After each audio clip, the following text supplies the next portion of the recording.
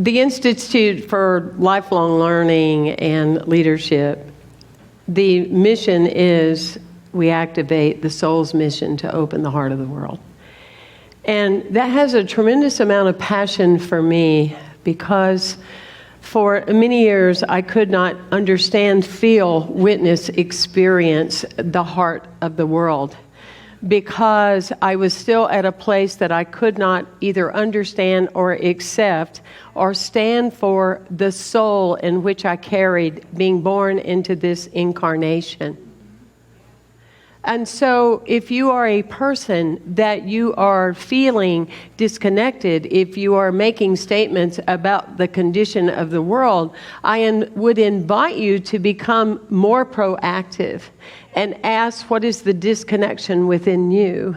What is the disconnection that you are not freely sharing from a place of your heart, who you are and what you are? Because until you do, you will not ever experience, speaking from experience, the true magnificent beauty of the heart of the world. Until you know that equally and simultaneously in your causation, that is true for the discovery of your own life. I was born and raised, thank you. I was born and raised in a small town in South Carolina. And I have said a number of times that I think I was, and probably still am, the only metaphysical person in that small town. And that being said, I would also probably say that more than likely, I am the only gay person, I think, at that time, almost from that town. But that being said, I was born and raised for many years on Hayes Road, named after my grandfather, and my name Temple, also same man, named after my grandfather.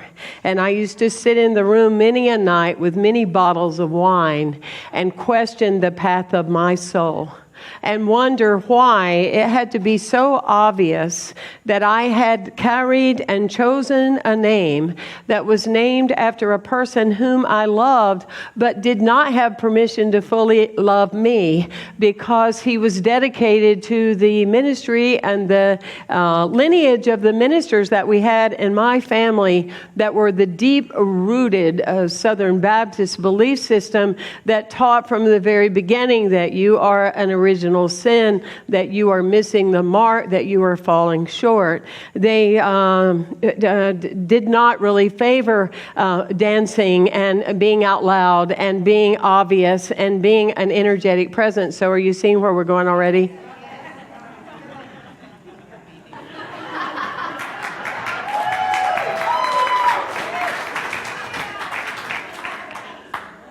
But for many years, I went, why? Why, God? I've been hearing you since I'm 5 years old. Why? Why would I be put through this? Why would I have to go through this? Why would this be so obvious, to stand out?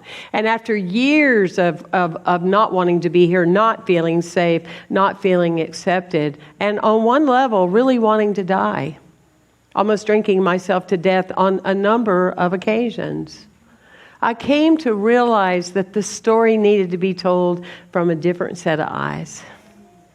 That as a soul that I had chosen to be here at this particular time to activate the heart of the world and to show people that love is love regardless of what package it may come in. And so from that point on, I started to realize the value of what it means to be a difference maker. And it doesn't mean that you're always comfortable. And it doesn't mean that it's necessarily the easiest path. But it is the necessary path if you are going to evolve into the soul calling of what you came here to be and to do. And so you come to a place of realization that you can step into a place of the love vibe of knowing that the universe never creates an accident, never makes a mistake. And therefore, if you are putting yourself in either one of those categories, you are not truly aligned with creation. because there's no such thing as that. And so you step into a bigger understanding that you came here to make a noise in whatever way. It could be your sexuality. It could be recovery. It could be happy.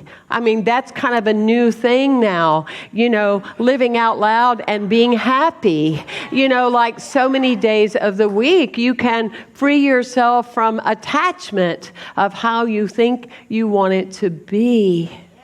Addiction may come in many different forms, you see, and don't kid yourself to say, I don't do alcohol and I don't do drugs. But if you are a people pleaser, I'm sorry, you are addicted. If you need to be right, you are addicted. If you're still teaching your children and your grandchildren something you learned when you were 5 and you no longer believe it, you are addicted. And it stops the evolution. So when I accepted the soul path of my life and I accepted the mission of my soul, I came to realize that hallowed be thy name. Thy kingdom come, thy will be done. That whatever your name is, it is necessary for you to claim it and to live it with all your heart. God bless you on this amazing journey that we call life.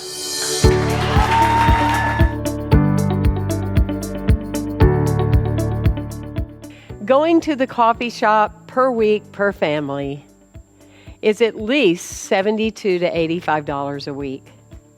Therapy is $100 to $250 per week or per appointment.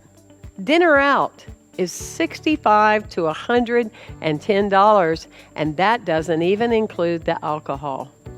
Theater for entertainment, 2 people, $80 to $132, and that does not include the cost of dinner before.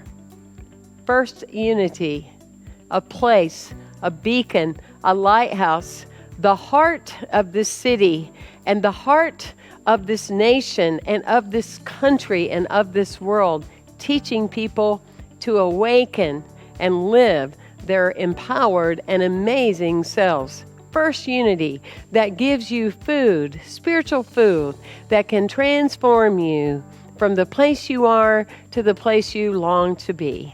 First Unity, the teachings and the tools that allow you to let go of addictions and habits and things that are in your way, so you may be free, so you may fly, so you may live boldly and brave and loving right from the core of your heart.